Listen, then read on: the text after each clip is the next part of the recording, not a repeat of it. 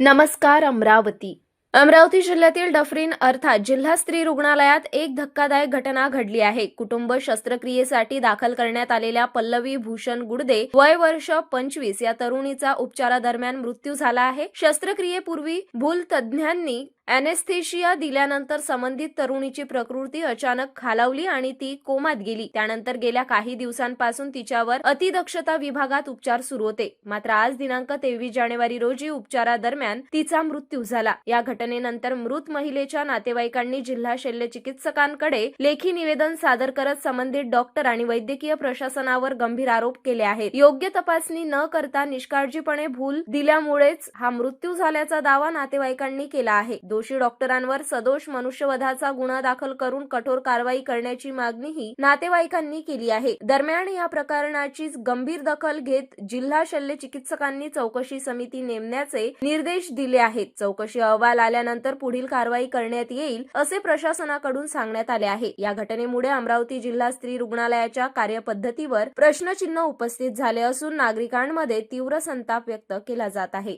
सोबत बोलल्या जात आहे, तिथल्या स्टाफनं यांच्यासोबत कम्युनिकेशन करणं हे अपेक्षित होतं। त्या भूल तज्ञ जो आहे त्याला तेवढं सुद्धा माहित नसावं का की 2 दिवसाच्या आधी आपण अॅनेस्थेशिया केलेला होता आणि याला आपण कसं काय याच्यावर घेतो आहोत। कारण ते समजा तिकडे चांगलं झालं असतं कोणी काहीच केलं नसतं सर। काय त्या दिवसापासून तर आजपर्यंत जबाबदारी निश्चित व्हायला पाहिजे होती ना। आता आम्ही आलो म्हणून चौकशी समिती नेमून तुम्ही मी तर तिच्यावर कारवाई आमच्या तक्रारीवर चालू आहे। तुम्ही काय केलं हे तर सांगा आम्हाला। एवढ्या दिवसात तुम्ही काय केलं त्यांनी काय चौकशी तर चालणारच आहे, आमची इंटरनल आज 6 दिवस झाले त्या पेशंटची तब्येत बिघडून 7व्या दिवशी तो पेशंट डेट होऊन राहिला तिथं। तसं नसते, मला फिक्स करावं लागेल ना त्यांच्यावरती काय हे काय कोणाचा दोष आहे काय चौकशी केल्यानंतरच करावं लागेल ना सर। एवढ्या दिवसाचं काय झालं चौकशीला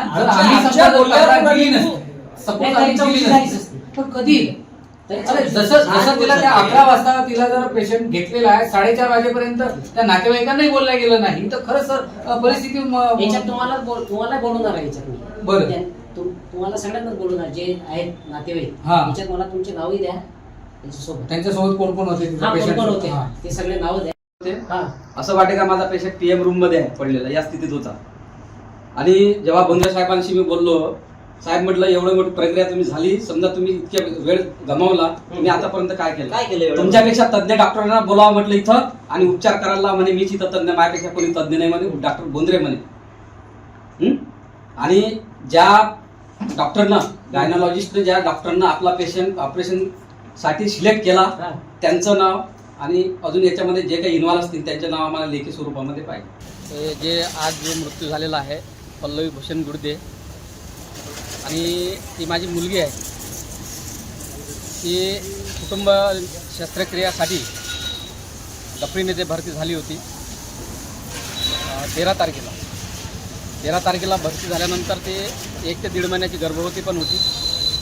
परंतु जेव्हा आपण कुटुंब शस्त्रक्रिया करून घेतो त्याच्या अगोदर तो गर्भपात करणं फार गरजेचं होतं आणि म्हणून तो गर्भपात डफरीन हॉस्पिटलला करण्यात आला।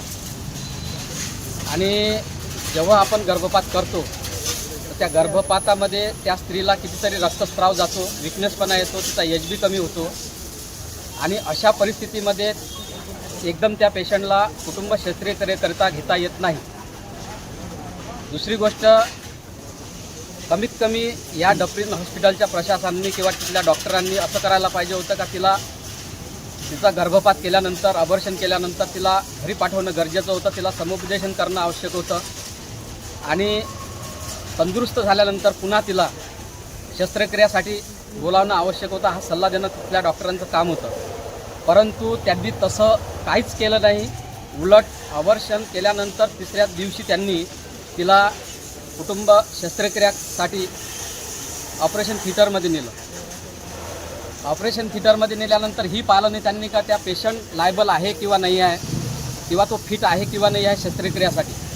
त्यांनी ऑपरेशन थिएटरमध्ये नेल्यानंतर 11 वाजताच्या दरम्यान नेलेलं आहे आणि जो तिथला जो भूलतज्ञ डॉक्टर असेल त्यांनी जे भुलीचं जे इंजेक्शन दिलेलं आहे अॅनेस्थेशियाचं, तर ते जेव्हा मी ते डॉक्टरांना भेटलो 4:30 वाजताच्या दरम्यान, त्यांनी सांगितलं का बा पेशंटला इंजेक्शन देण्यात आलं आणि तेव्हापासून 10 ते 15 मिनिटानंतर हा पेशंट तुमचा कोमात गेलेला आहे। आम्ही आणण्याचा प्रयत्न केला, वाट पाहिली, पण शस्त्रक्रिया अजून केली नाही असं त्यांनी आम्हाला सांगितलं.